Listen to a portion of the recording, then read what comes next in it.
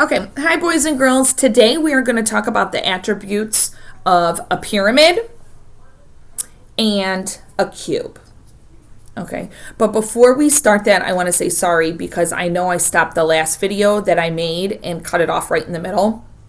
But at the end of that video, we talked about the attributes of the cube, and I'm going to be doing that today because last time we were comparing the cube and the cylinder, and at the end of that video I wanted you to go find any cylinders in your home. All right, so today we're going to look at the attributes of the cube so you really won't miss what I cut you off, and the attributes of the pyramid.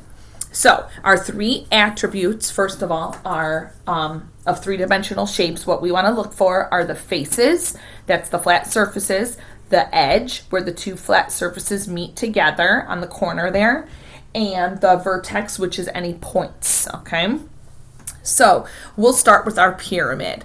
Our pyramid is actually a really cool three-dimensional shape. I like it because all of the faces, you'll notice, are triangles except for the one on the bottom. The one on the bottom is a square.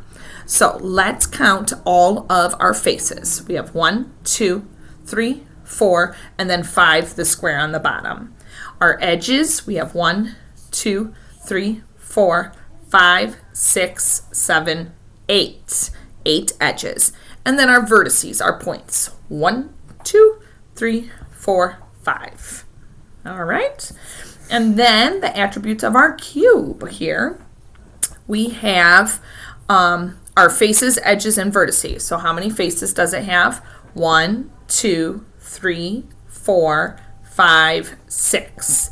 And then our edges. I like to stop at the top and start at the top and then work myself down.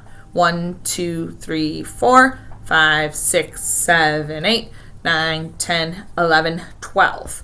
And then my vertices. What? I got nothing. I was like, oh, and then my vertices. 1, 2, 3, 4, 5, 6, 7, 8. 8 vertices. Okay.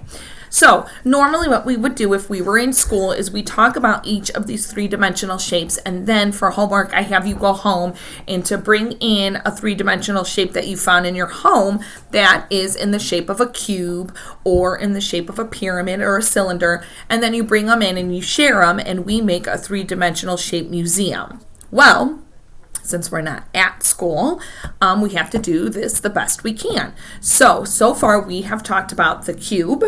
We've talked about the pyramid. We've talked about our cylinder.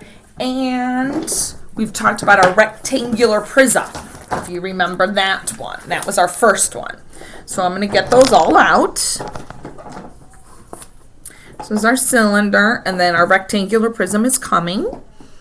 And I know that some of you have shared rectangular prisms. I had people say cereal boxes and tissue boxes. Yes, that is one. Or this. Here we go. These are both rectangular prisms here. Okay. So, and yesterday when I cut you guys off, you were supposed to look for cylinders and cubes. So if you find any of those around the house and you want to comment on this video and share them with me, that would be great.